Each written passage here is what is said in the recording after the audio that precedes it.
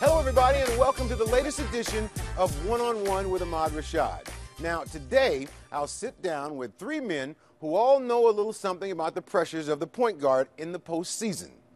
While the Celtics and Heat renew their rivalry here in Miami, we begin 1,400 miles away across the Gulf in San Antonio, where Tony Parker has quietly gone about the business of becoming one of the most decorated international stars in the game's history.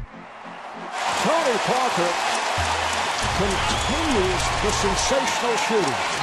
34 points on 16 of 21 shooting. 12th year. You're not supposed to be getting better. I was talking to Jerry West yesterday. He said Tony Parker's playing the best he's ever played in his whole career. You agree? I agree. I think I'm like French wine. You know, I get better as I get older. I think it's a mix of everything. As Timmy and Manu get older, I got a lot more responsibilities, and Pop is trusting me more, and the ball is in my hands more, so I can produce more. Tony, 2 seconds, desperation. Oh, Tony might not have reached these new heights without a summer visit from Coach Greg Popovich.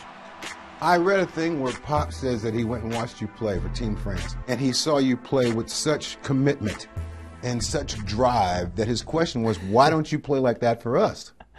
I know, he messed with me with that at the beginning of the season. He sat me down in training camp and he said, I need you to play with that same passion. And I was like, okay, and I'm ready to take the next step and be the leader of the team. And you said that you needed Pop to tell you that. Yeah, because it's not easy. I arrived, I was 19 years old, and I was always the youngest out of the big three. And I always had a lot of respect for Timmy and a lot of respect for Manu, so I never wanted to step on anybody's toes. So I was always the one who stayed in the back. And once Pop told me that, I was like, then I felt comfortable. The 12-year relationship between the point guard and his coach allows for an open dialogue that flows both ways. And Tony is not shy to voice his opinions. If you play the whole quarter, it'll be 29 minutes. But I'm fine. I didn't play for 3 days, Bob. I'm 29 years old. Get back out there. You have had conversations with Pop about playing time. You have to remind him how old you are. I always want to play because, you know, the media, they always have a tendency to put me in the same bag than Manu and TD. And they're like 35 and 36, so people, they just assume that I'm at 34 and 35. So that's why I was joking with Pop. One result of open communication is that the coach's message rings through loud and clear. Penetrate hard. Good passes. Shoot with confidence.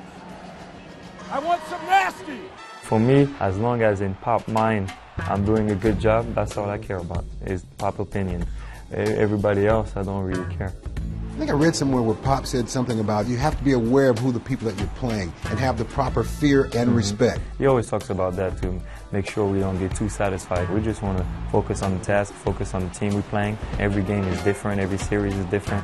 So he's always talk about the appropriate fear, make sure we have respect for the team we're playing, and make sure we stay focused. After outdueling superstar Chris Paul in the second round, it gets no easier, facing yet another All-NBA point guard. Yeah, another one, but very different from Chris, though, because, you know, Chris is a point guard and he wants to get everybody involved. Westbrook is more like a shooting guard. He takes a lot of shots. He's going to be super aggressive, but he makes them go. He's the head of the snake, and he's the one who gives them energy, so he's a great challenge for me. Parker and the Spurs have a long history of rising to the challenge, but despite the impressive resume they've built for more than a decade, San Antonio seems to fly below the radar. As the playoffs go on and on, everybody talks about the Miamis and the Bostons and Oklahoma City. And it's like, whoa, whoa, whoa, what about San Antonio? So you guys rally around not getting noticed nationally.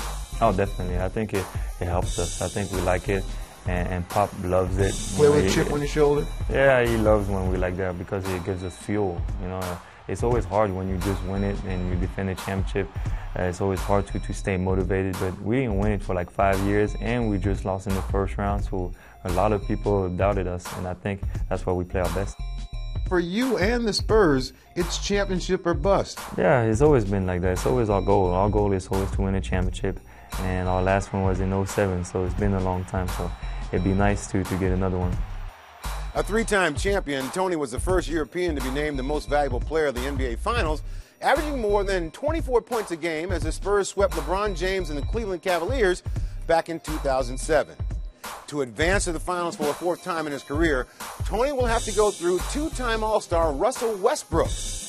I'll sit down with the Oklahoma City point guard when we return. Come on, man, sit down. Let's have a conversation, man.